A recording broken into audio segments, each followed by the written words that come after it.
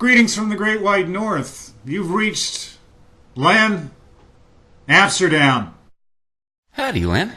This is Scott Rose from Ogden, Utah, snowy Ogden, Utah, calling to do an exclusive interview for the Len Amsterdam radio show. Hey, Hoser. Scott, the way I've been starting things off here is that we'll be asking you for a big American country yeehaw. Well, okay, Len. I'll give it my best shot. Hee-haw, hee-haw, hee-haw, hee-haw, hee-haw!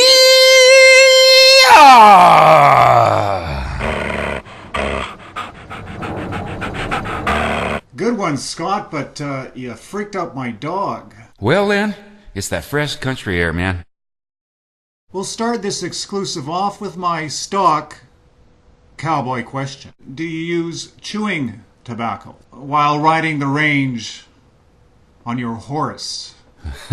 Well, actually, I have to ride my horse these days because I can't afford to put fuel in my pickup truck. As far as the chewing tobacco, yeah, I'll have a pinch or two every now and then again. Now, I heard you've been brushing up on your Canadian. Can you lay a little on us? Yeah, well, sure thing, Len. Beauty, eh? Well, anyway, I'd like to thank you for having me on your show, man. It's a real honor. It's a treat for me. So, Mr. Rose, can you tell a little bit about your musical history? I guess I started about 30 years ago when I first started playing guitar. My first, nightclub, you could call it, gig was at age about 15, and I don't know, I was so naive. I remember walking in there, and it was like, I thought I was at a practice, and when Ernie, he announced that it was break time, I thought, wow, yeah, we're really actually playing?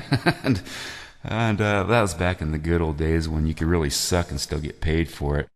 I don't know, then I got serious and went to Nashville when I was 19, 18, right around there. I can't really remember for sure. Stayed there for about a good minute, 30 seconds. Man, I was so blown away by even the Motel 6 acts down there were good. Came back home to good old Utah. Just got back with the guys I was with. We played, Wyoming and Idaho and even sometimes Nevada circuits. Did that for about 15 years. And then that kind of all dried up, and ended up just getting serious about writing. I've been mostly doing that ever since. And I even get the opportunity to submit to some publishers from time to time, and I guess there's always hope, Now, it's always a common thread when I ask this question about instrument collections, because I find stuff comes and goes. What's the deal with you? What's in your instrument collection? Instrument collection? Well, that's a little bit of a sore subject with me, actually. I used to have some really nice stuff, but that kind of walked away in a robbery a few years back. And so for now, I guess what I've got is just some generic guitars, acoustic, bass, electric. I don't know, I've got an older Instant keyboard I play on, prehistoric Simmons drum set, and I guess an 8-track recorder. That's about it for right now. The only thing they didn't get was my vintage Mesa Boogie amp. Had that thing, forever. But they didn't take that because if you ever lifted one, you'd know why. What are your thoughts on the internet? The World Wide Web, huh? Well, you know what? I think it's an awesome tool for independents to promote themselves. It's just a way to level the playing field a bit. I mean, after all, I wouldn't be here talking to you if it wasn't for this. What's important to you? Well, Len, barring the obvious ones, God and family and all that, I guess I have a passion for boating in the water. I literally live on my boat in the summertime. Actually, I call her my $200 a month apartment. That's pretty much where I stay. And I write some songs there, too. Can you talk about some of your live performance experiences? Oh boy, live performance stories. Oh, I could spend hours on this one. But a couple that really stand out was, there was one time, it was back in high school actually, with the band I was with. We got the opportunity to open up for Peter Frampton.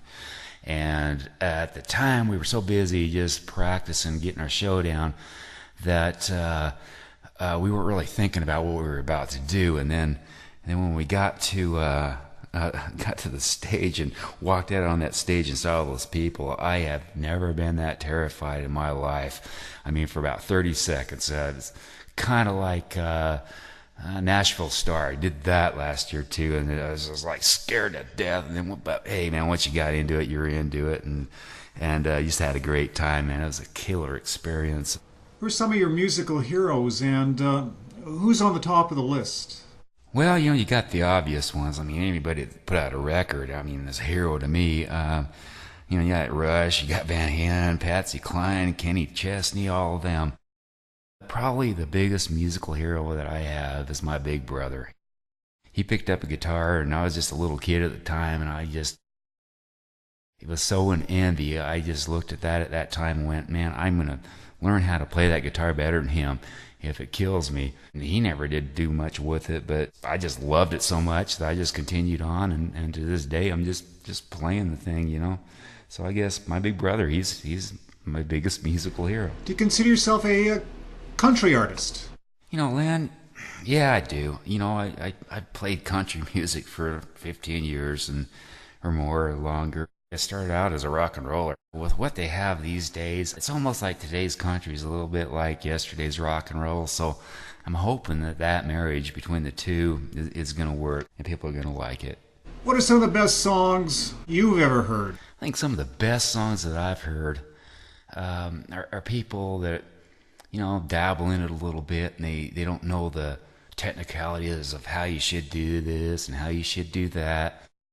But something happens to them, and they just pour their emotions into a song. If you know the story behind it, and it probably wouldn't make sense to anybody else, but if you know the story behind the song, you're just into it. Hey, Len, well, I still got on the phone. Let me ask you this real quick. I've just kind of wondered. I've heard you guys in the winter months get so much snow and wind up there, you have to tie your snowmobiles up in front of the saloon to keep them from blowing away. Is that true? The coo coo coo coo coo coo coo beauty, eh? Have you considered a career in stand-up? Well, on that musical high note, it's a wrap. Scott Rose is on the top of my playlist and should be on yours too. Len Amsterdam, Canada. Len Amsterdam, Len Amsterdam, Len Amsterdam. It is the Len Amsterdam radio show. Along with Country Roads, don't you know? Mr. Jerry Mack is right on track. The Len Amsterdam radio show. The Len Amsterdam radio show.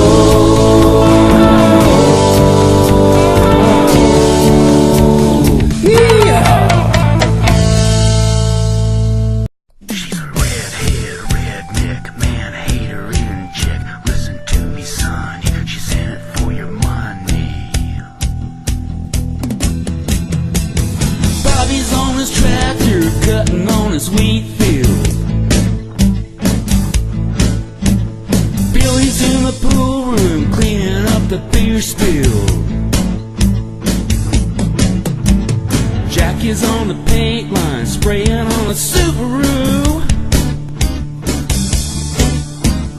Mikey's in the tavern chugging like a choo-choo. You may be wondering what they all have in common. They all got their hearts broke by the same woman.